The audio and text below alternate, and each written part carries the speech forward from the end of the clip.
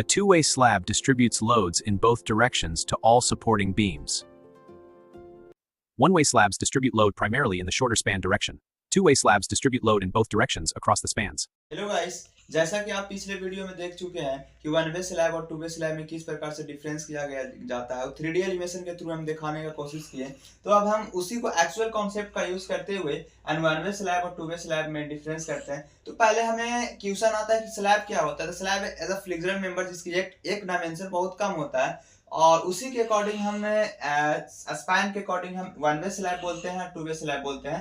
तो ये दोनों में मेनली डिफरेंस क्या है वो आज हम डिस्कस करने वाले हैं। तो फर्स्ट ऑफ ऑल दोस्तों, पहला हमारा वन वे स्लैब होता है जिसका पहला डिफरेंस हमारा होता है कि जो इसका जो टू अपोजिट साइड है उसमें उसको बीम के थ्रू सपोर्ट किया जाएगा, जबकि टू वे स्लैब में उसकी चारों साइड, जो एक स्लैब होती है जिसकी 4 साइड होती है, अब वो चारों साइड को सब बीम के थ्रू सपोर्ट किया जाएगा। जबकि हमारा वन वे स्लैब में क्या है कि उसकी अपोजिट साइड को सिर्फ सपोर्ट किया जा सकता है। यदि हम मानते हैं ये हमारा स्लैब है, सपोज दैट इसकी स्लैब हमारा, ये हमारा शॉर्टर स्पैन है, लॉन्गर स्पैन है, तो यहाँ पर यदि हम बीम दे रहे हैं और यहाँ पर दे रहे हैं, ये दोनों बीम के थ्रू इसका जो शॉर्टर स्पैन को सपोर्ट किया जाता है, बीम के थ्रू यदि शॉर्टर स्पैन को सपोर्ट किया जाता है तो इसको हम वन वे स्लैब बोल देंगे। यदि चारों साइड इसका बीम के थ्रू सपोर्ट किया जाता है तो उसको हम टू वे स्लैब बोलते हैं। एक मैथमेटिकली जो हमारा एक्सपीरियंस से मिलता है स्लैब कास्टिंग के दौरान, तो यदि एल वाई एल एक्स का रेशियो 2 से बड़ा होता है तो वो वन वे स्लैब आ जाता है। दैट मीन्स एल वाई हुआ और एल एक्स हुआ, दोनों का रेशियो हम लेते हैं,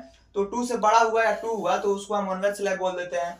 एंड देन जबकि हमारा टू वे स्लैब में क्या होगा, जो एल वाई और एल एक्स का जो रेशियो होगा 2 से कम होगा, तो उसको हम बोल देते हैं two way slab. And then third हमारा मेन रेनफोर्समेंट, सबसे इंपॉर्टेंट क्वेश्चन होता है कि वन वे स्लैब में जो मेन रेनफोर्समेंट है वो किसी स्पैन में प्रोवाइड किया जाता है। एब्सोल्युटली गाइस, देखिए यदि हमारा यहाँ बीम सपोर्ट किया गया है तो ये बेंड होने का कोशिश करेगा, ये बेंड होने का कोशिश करेगा, तो इसका शॉर्टर स्पैन है वो बेंडिंग में आ रहा है। तो बेंडिंग में आने का मतलब ये हुआ कि ये इसमें बेंडिंग आएगा, तो बेंडिंग आएगा तो इसमें हम रेनफोर्समेंट प्रोवाइड करेंगे। तो इसी केस में main reinforcement one way slab में शॉर्टर स्पैन में प्रोवाइड करते हैं। जबकि हमारा जो टू वे स्लैब में इसकी चारों साइड हम बीम सपोर्ट करते हैं, तो चारों साइड इसका बेंडिंग आता है। तो बेंडिंग चारों साइड आने के कारण हम उसमें both side main reinforcement provide करते हैं, और बिकॉज इसमें बेंडिंग पॉसिबल है ओनली शॉर्टर स्पैन में एंड इसमें बेंडिंग पॉसिबल है बोथ स्पैन में। थैंक यू गाइस, यहां तक जान चुके हैं।